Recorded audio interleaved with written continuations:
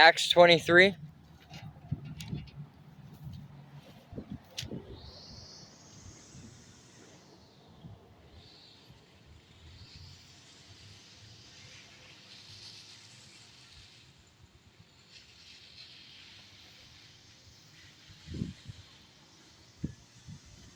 Paul before the high council. Gazing intently at the high council, Paul began, "Brothers, I have always lived before God with a clear conscience." Instantly, Ananias, the high priest, commanded those close to Paul to slap him in the mouth. But Paul said to him, "God will slap you, you corrupt hypocrite. What kind of judge are you to break the law yourself by ordering me struck like that?" Those standing near Paul said to him, "Do you dare to insult God's high priest?" "I'm sorry, brothers, I didn't realize he was the high priest." Paul replied, "For the scriptures say, you must not speak evil of any of your rulers." Paul realized that some members of the high council were Sadducees and some were Pharisees. So he shouted, "Brothers, I am a Pharisee, as were my ancestors, and I am on trial because my hope is in the resurrection of the dead." This divided the council, the Pharisees against the Sadducees.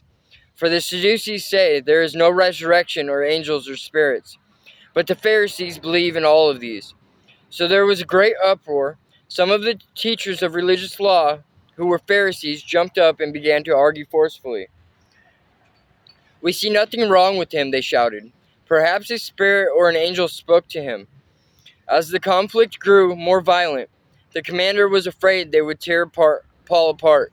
So he ordered his soldiers to go and rescue him by force and take him back to the fortress. That night the Lord appeared to Paul and said, Be encouraged, Paul. Just as you have been a witness to me here in Jerusalem, you must preach the good news in Rome as well." The plan to kill Paul. The next morning a group of Jews got together and bound themselves with an oath not to eat or drink until they had killed Paul. There were more than 40 of them in the conspiracy. They went to the leading priests and elders and told them, "We have bound ourselves with an oath to eat nothing until we have killed Paul. So you and the high council should ask the commander to bring Paul back to the council again. Pretend you want to examine his case more fully. We will kill him on the way." But Paul's nephew, his sister's son, heard of their plan and went to the fortress and told Paul. Paul called for one of the Roman officers and said, "Take this young man to the commander. He has something important to tell him." So the officer did it, explaining, Paul the prisoner called me over and asked me to bring this young man to you because he has something to tell you." The commander took his hand, led him aside, and asked, "What is it you want to tell me?"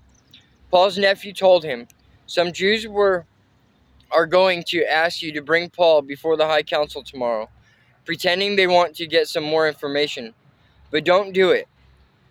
There are more than 40 men hiding along the way, ready to ambush him.